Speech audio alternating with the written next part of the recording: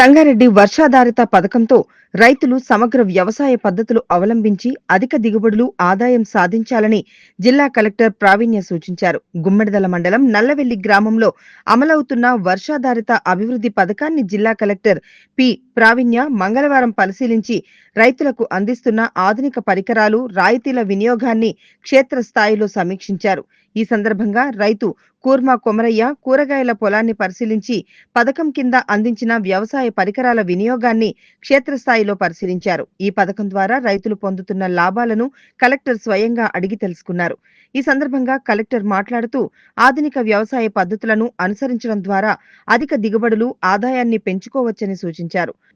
వర్షాధారిత అభివృద్ధి పథకం కింద మొత్తం 115 మంది లబ్ధిదారులకు సుమారు 32,10,000 విలువైన రాయితీలు మరియు వ్యవసాయ పరికరాలు అందజేసినట్లు తెలిపారు.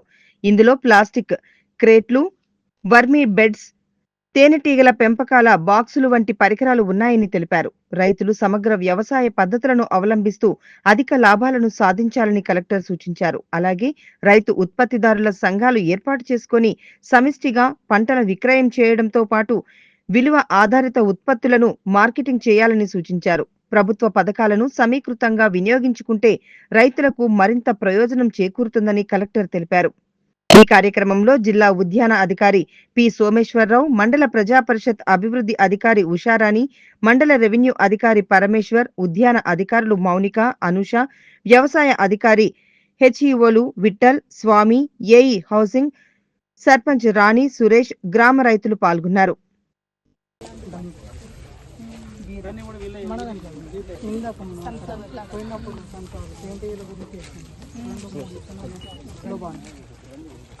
మిర్చి, వైట్ మిర్చి ఉన్నాయి కదా, వైట్ మిర్చి, బ్లాక్ మిర్చి దాంట్లో ఉంది కదా, బ్లాక్ మిర్చి వైట్ ఉంటాయి, బ్లాక్ ఉంటాయి.